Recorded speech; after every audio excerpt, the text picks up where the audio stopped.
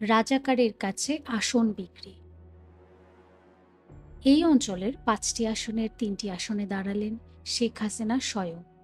আর একটি আসনে শেখ হাসিনার ফুফাতো ভাই শেখ সেলিম এবং মুকসিদপুর কাশিয়ানীর অপর আসনটিতে বঙ্গবন্ধু কন্যা শেখ হাসিনা বহুবার কথা দিয়েছেন।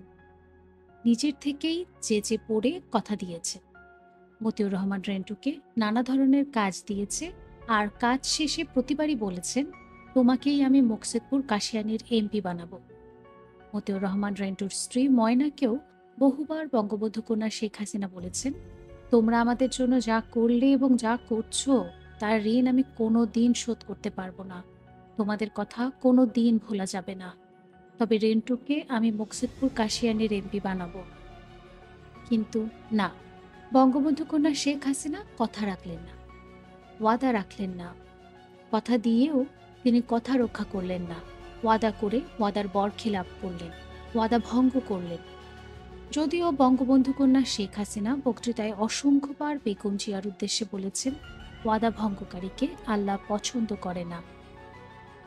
শুধু মতিউর রহমান রেন্টু কেন, বঙ্গবন্ধু কন্যা শেখ হাসিনা মনোনয়ন দিলেন না সাবেক ছাত্রনেতা, ত্যাগী এবং সৎ নেতা ইসমত কাদির গামা, আবুল হাসান, মুকুল বোস, এদের কাউকেই তিনি মুকসিদপুর কাশিয়ানী থেকে মনোনয়ন দিলেন না। তিনি মনোনয়ন দিলেন এমন একজনকে যার বিরুদ্ধে সশস্ত্র রাজাকারীর অভিযোগ আছে।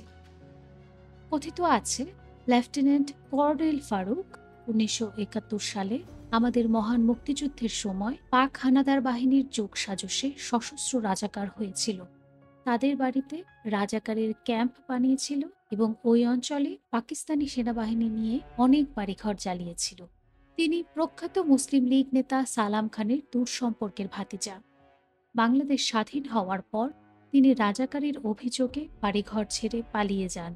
পরবর্তী কোনো এক সময়ে, সম্ভবত ৭২-৭৩ সালে, যশোর থেকে বাংলাদেশ সেনাবাহিনীতে ভর্তি হন। ২৫ বছর সেনাবাহিনীতে চাকুরি করে, জেনারেল এরশাদের সাথে লাইন করে, সাপ্লাই করে পোস্টিং নিয়ে প্রচুর টাকা পয়সা কামান।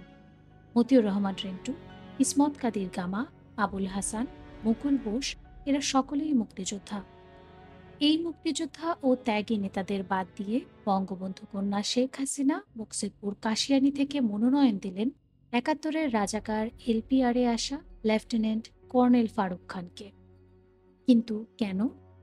সেনাবাহিনীতে চাকরিরত অবস্থায় অসৎ পথে উপার্জিত অর্থ থেকে লেফটেন্যান্ট কর্নেল ফারুক খান বঙ্গবন্ধু কন্যা শেখ হাসিনাকে ১ কোটি টাকা দেন এবং এই নগদ টাকার বিনিময়ে শেখ হাসিনা মুকসিদপুর কাশিয়ানী আসনটি এলপিআরে যাওয়া লেফটেন্যান্ট কর্নেল রাজাকার ফারুক খানের কাছে বিক্রি করেন।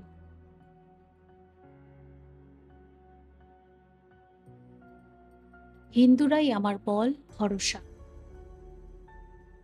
বঙ্গবন্ধু কন্যা শেখ হাসিনা যেদিন আওয়ামী লীগের মনোনয়ন ঘোষণা করলেন, সেদিন তিনি নিজে মোট ৪টি আসন থেকে নির্বাচনে প্রতিদ্বন্দ্বিতার ঘোষণা দেন।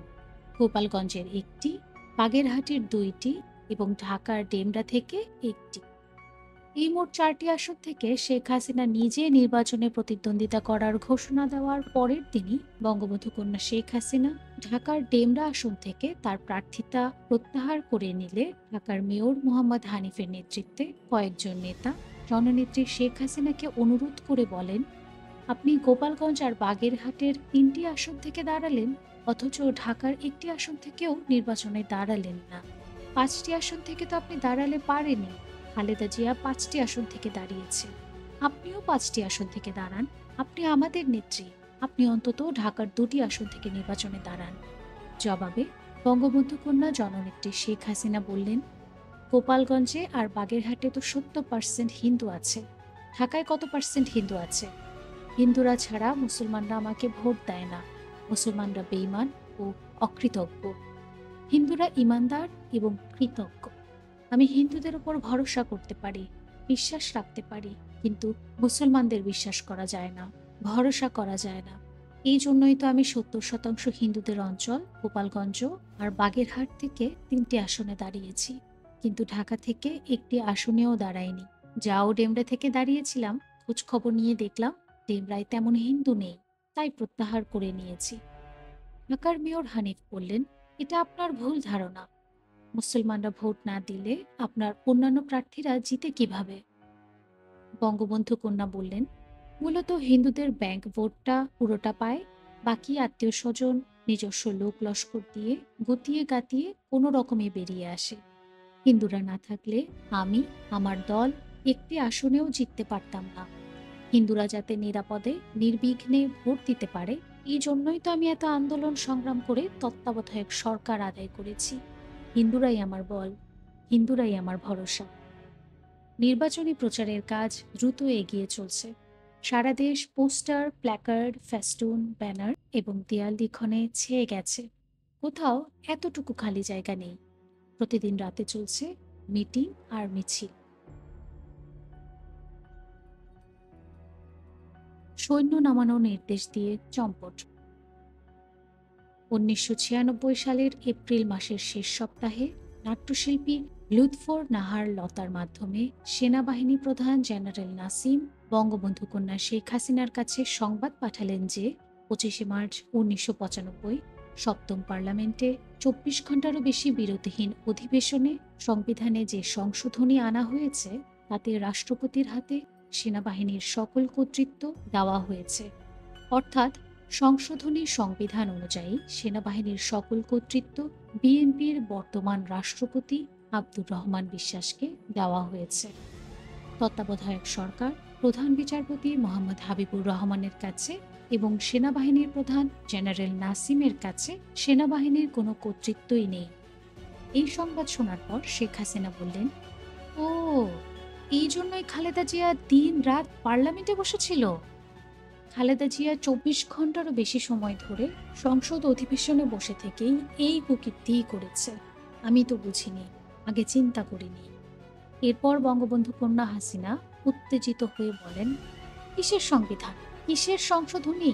আমি যা বলবো জেনারেল নাসিমকে তাই করতে হবে। জেনারেল নাসিম আমাকে কথা দিয়েছে, আমি যা বলবো, আমি যে নির্দেশ দেব, নাসিম সেভাবেই সেনাবাহিনী চালাবে। লতা, তুমি যাও, সেনাবাহিনী প্রধান জেনারেল নাসিমকে বলো আমি যেভাবে বলবো, যা বলবো সে যেন সেভাবেই তা করে। বাকি সব দায় দায়িত্ব আমার, আমিই বুঝব। সংবিধান অনুযায়ী সেনাবাহিনীর পুরো কর্তৃত্ব ও দায় দায়িত্ব রাষ্ট্রপতি আব্দুর রহমান বিশ্বাসের। কিন্তু সেনাবাহিনী প্রধান জেনারেল নাসিম বীর বিক্রম প্রতিদিন প্রতি মুহূর্তে বঙ্গবন্ধু কন্যা শেখ হাসিনার নির্দেশে সেনাবাহিনী পরিচালনা করতে লাগলেন। দ্বৈত নির্দেশনার কারণে ভেতরে ভেতরে সেনাবাহিনীতে সংকট সৃষ্টি হল। রাষ্ট্রপতি রহমান বিশ্বাস সেনা কর্মকর্তাদের কোনো নির্দেশ দিলে সেনাপ্রধান জেনারেল নাসিম শেখ হাসিনার নির্দেশে তার বিপরীত নির্দেশ দিতে লাগলেন। এমনকি রাষ্ট্রপতি আব্দুর রহমান বিশ্বাস কোনো সেনা কর্মকর্তাকে বদলির নির্দেশ দিলে বঙ্গবন্ধু কন্যা শেখ হাসিনার নির্দেশে জেনারেল নাসিম পাল্টা বদলির নির্দেশ দিতে শুরু করলেন।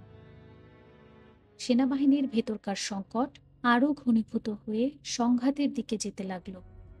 এই পরিস্থিতিতে রাষ্ট্রপতি আব্দুর রহমান বিশ্বাস 18 মে 1996 বগুড়া সেনানিবাসে জিওসি মেজর জেনারেল গোলাম হেলাল মোর্শেদ খান বিবিপিএসসি এবং বিডিআর-এর উপমহাপরিচালক ব্রিগেডিয়ার মিরন হামিদুর রহমানকে অকালীন অবসর দান করেন।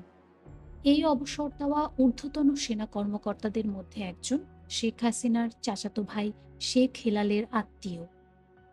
পাল্টা ব্যবস্থা হিসেবে বঙ্গবন্ধু কন্যা শেখ হাসিনা 4 জন ঊর্ধ্বতন সেনা কর্মকর্তাকে অবসর দেওয়ার নির্দেশ দিলে সেনাবাহিনী প্রধান জেনারেল নাসিম শেখ হাসিনার নির্দেশ মতো major general Mohammad Abdul Matin, major general Subid Ali Bhuiyan, brigadier Abdur Rahim ও কর্নেল আব্দুস সালাম এই 4 জন ঊর্ধ্বতন সেনা কর্মকর্তাকে অবসরের নির্দেশ দেন। ফলে সংঘাত চরম আকার ধারণ করে সশস্ত্র বাহিনী চ্যালেঞ্জ পাল্টা চ্যালেঞ্জে চলে গেল। সাংবিধানিকভাবে সেনাবাহিনীর পূর্ণ কর্তৃত্বের অধিকারী রাষ্ট্রপতি আব্দুর রহমান বিশ্বাস সেনাবাহিনী প্রধান জেনারেল নাসিমকে অবসর দানের সিদ্ধান্ত নিলে 19 মে 96 শেখ হাসিনা জেনারেল নাসিমকে তার অর্থাৎ নাসিমের সমর্থনে সারা দেশ থেকে ঢাকায় সেনাবাহিনী মার্চ করানোর নির্দেশ দেওয়ার জন্য তাকে জানান। বঙ্গবন্ধু কন্যা শেখ হাসিনার এই নির্দেশ পাওয়ার পর সেনাবাহিনী প্রধান লেফটেন্যান্ট জেনারেল আবু সালেহ মোহাম্মদ নাসিম 19 মে দিবাগত রাত 2টার পর ঢাকার বাইরের সমস্ত সেনা ইউনিটকে তার সমর্থনে ঢাকায় মার্চ করার নির্দেশ দেন। এর কয়েক ঘন্টা পরে 20 মে সকাল 8টায় বেসরকারি বিমান অ্যারো বেঙ্গলে করে শেখ হাসিনা সেনাবাহিনী প্রধান জেনারেল নাসিমকে অবহিত না করে চুপিসারে কক্সবাজারের উদ্দেশ্যে ঢাকা ত্যাগ করেন। এদিকে সেনাবাহিনী প্রধান জেনারেল নাসিমের নির্দেশ পেয়ে বগুড়া, রংপুর, যশোর, ময়মনসিংহ প্রভৃতি ক্যান্টনমেন্ট থেকে সেনাবাহিনী ঢাকার দিকে রওনা হয়। সেনাবাহিনী প্রধান জেনারেল নাসিমের নির্দেশে এবং সমর্থনে ঢাকার বাইরে থেকে আসা সৈনিকদের মূল নেতৃত্ব দেন Mymensingh brigade commander brigadier Zillur Rahman এবং Bogura brigade commander brigadier Shafi Mahbub. এই পরিস্থিতিতে রাষ্ট্রপতি আব্দুর রহমান বিশ্বাস সেনাবাহিনী প্রধান জেনারেল নাসিমকে বরখাস্ত করে সিজিএস অর্থাৎ chief of general staff major general Mahbubur রহমানকে লেফটেন্যান্ট জেনারেল পদোন্নতি দিয়ে নতুন সেনাবাহিনী প্রধান পদে নিয়োগ দেন। কিন্তু লেফটেন্যান্ট জেনারেল আবু সালেহ মোহাম্মদ নাসিম তার বরখাস্তের আদেশ এবং নতুন সেনাবাহিনী প্রধান পদে জেনারেল মাহবুবুর রহমানের নিয়োগ প্রত্যাখ্যান করে নিজেকেই সেনাবাহিনী প্রধান দাবি করতে থাকেন এবং পরবর্তী নির্দেশের জন্য বঙ্গবন্ধু কন্যা শেখ হাসিনার সাথে বারবার যোগাযোগের ব্যর্থ চেষ্টা চালাতে থাকেন। ওদিকে বঙ্গবন্ধু কন্যা শেখ হাসিনা আওয়ামী লীগের বর্তমান এমপি ও শেখ পরিবারের ব্যবসায়িক পার্টনার ডক্টর ইকবালের অ্যারো বেঙ্গলে করে কক্সবাজারে পৌঁছে কক্সবাজারের আপার সার্কিট হাউস অর্থাৎ পাহাড়ের উপর সে সার্কিট হাউসে বসে সাগরের পানে তাকিয়ে সাগরের ঢেউ দেখছেন আর চা খাওয়ার সাথে মাঝে মাঝে একটু করে ফ্যান্সিডিল খাচ্ছেন।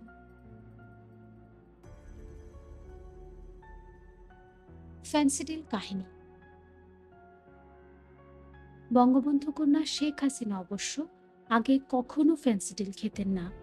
91 সালে নির্বাচনে হেরে যেয়ে বিরোধী নেত্রী হিসেবে 29 নম্বর মিন্টু রোডের সরকারি বাসায় ওঠার পর থেকেই সর্দি কাশি লেগেই থাকত, ঘুম হতো না, নাক দিয়ে সব সময় পানি ঝরত, মাথা ব্যথা করত, টেনশনে ঘুম হতো না।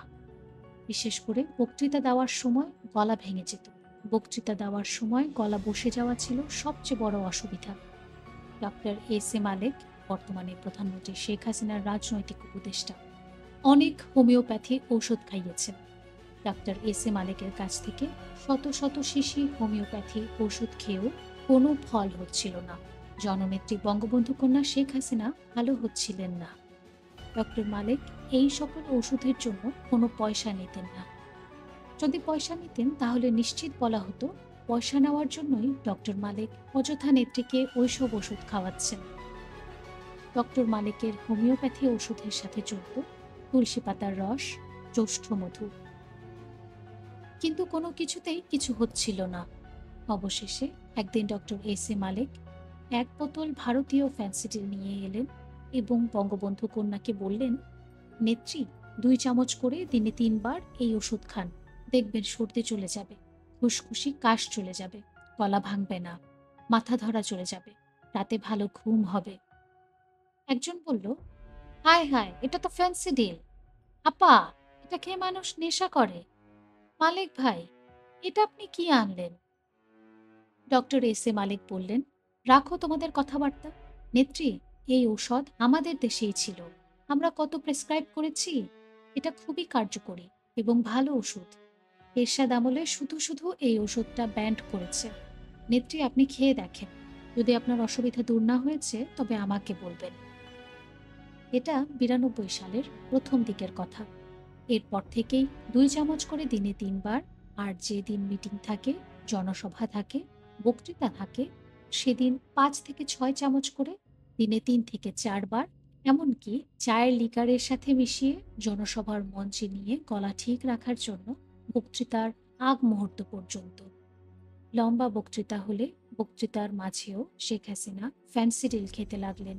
এভাবে বছর 2-3 নেত্রী নিয়মিত প্রতিদিন ফ্যান্সিডিল খেলেন। পরবর্তী পর্যায়ে তিনি আর ফ্যান্সিডিল ছাড়তে পারলেন না। যখনই তিনি ফ্যান্সিডিল ছেড়েছেন তখনই পুরানো সেই রোগ ব্যাধি, সর্দি, গলা খুশখুশি, বক্তৃতার সময় গলা ভেঙে যাওয়া, ঘুম না হওয়া ইত্যাদি আবার পেয়ে বসে। তাই ডক্টর এস এ মালেক বঙ্গবন্ধু কন্যা শেখ হাসিনাকে নিয়মিত ফেন্সিডিল দিতে থাকলেন এবং নেত্রীও খেতে থাকলেন।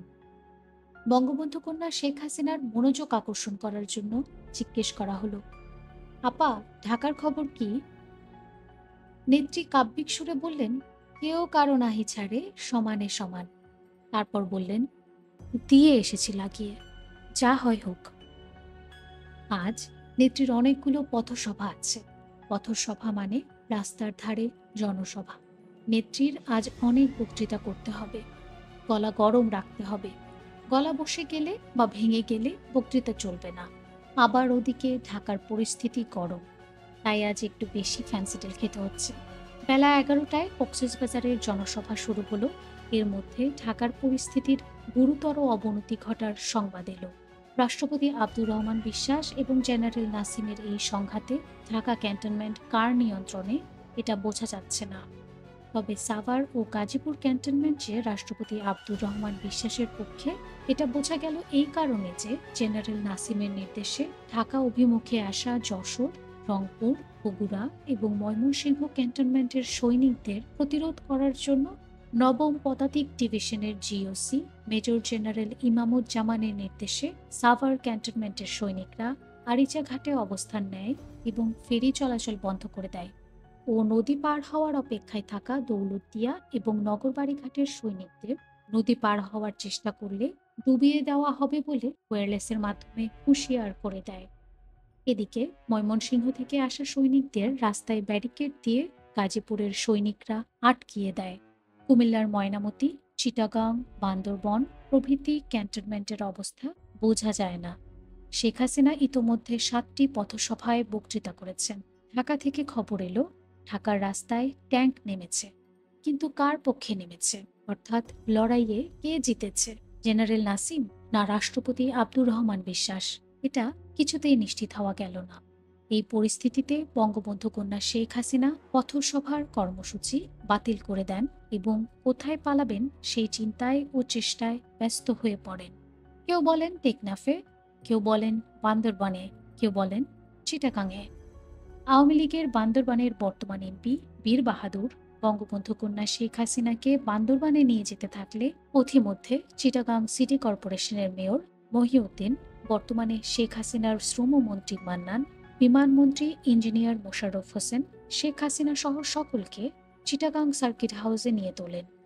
চিটাগাং সার্কিট হাউসের ভিভিআই রুমে বঙ্গবন্ধু কন্যা শেখ হাসিনা, মেয়র মহিউদ্দিন, চিটাগাং আওয়ামী লীগ সভাপতি বর্তমান শ্রমমন্ত্রী মান্নান, কেন্দ্রীয় নেত্রী অ্যাডভোকেট সাহারা খাতুন, কেন্দ্রীয় নেতা ডাক্তার মোস্তফা জালাল মহিউদ্দিন সহ কয়েকজন বসে টেলিভিশন দেখছেন। দেশের এই সংকট মুহূর্তে করণীয় কি সে বিষয়ে জননেত্রী শেখ হাসিনা বেমালুম নিশ্চুপ। টেলিভিশন দেখা ছাড়া এই সংকটময় মুহূর্তে আর যেন কোনো কাজ নেই। শুধু ঢাকায় একটা ফোন করে শেখ হাসিনা রেহানাকে বাসা ছেড়ে অন্য জায়গায় থাকার কথা বলেই নিশ্চুপ, নির্বিকার। অ্যাডভোকেট সাহারা খাতুন জিজ্ঞেস করল, নেত্রী, আমাদের করণীয় কি? নেত্রী উত্তরে আমতা আমতা করলেন।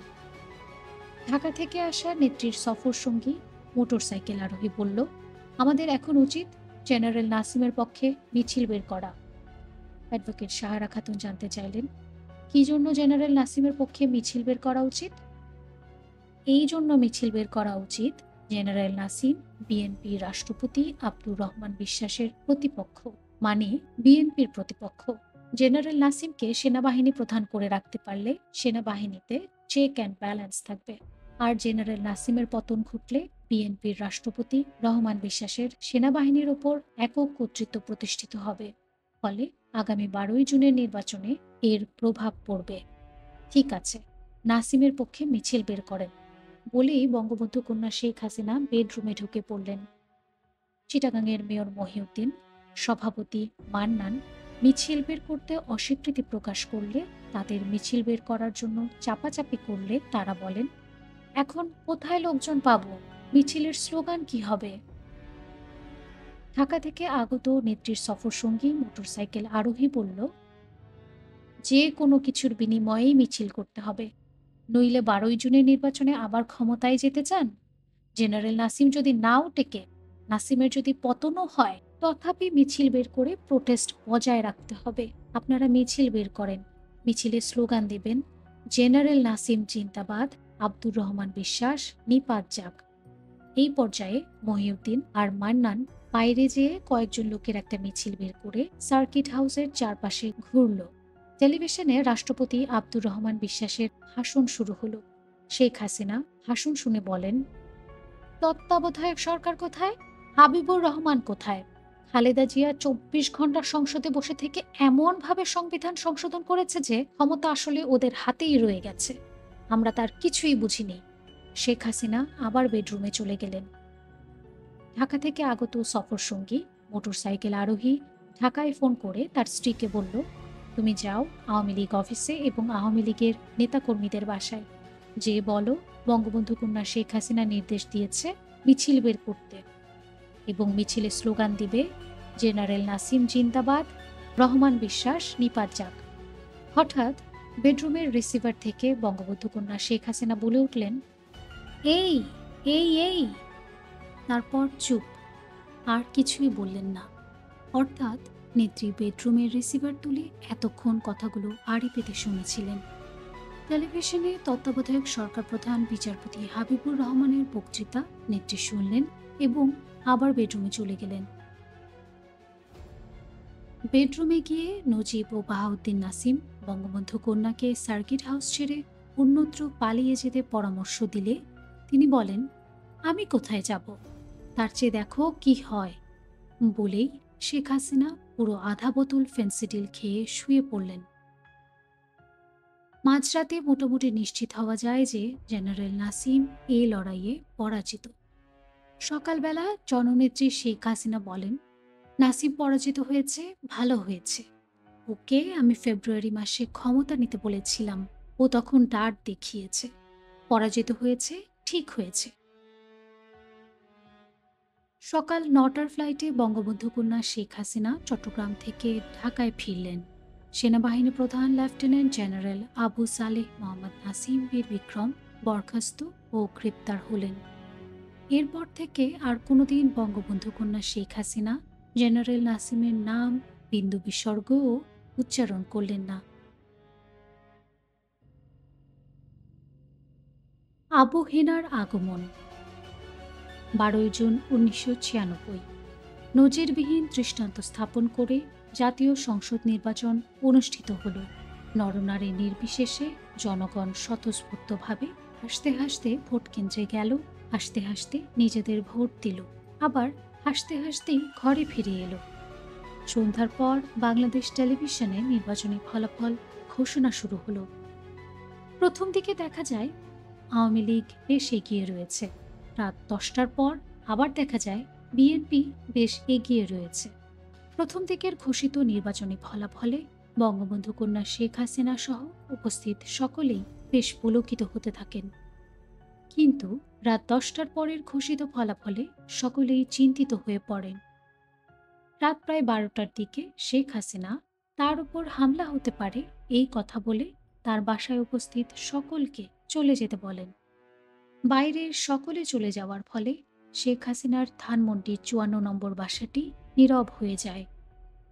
রাত ১টার দিকে প্রধান নির্বাচন কমিশনার মোহাম্মদ আবু হেনা অন্য একজনকে সঙ্গে নিয়ে বঙ্গবন্ধু কন্যা শেখ হাসিনার বাসায় আসেন এবং প্রায় ১ ঘন্টা একান্ত গোপন বৈঠক শেষে চলে যান।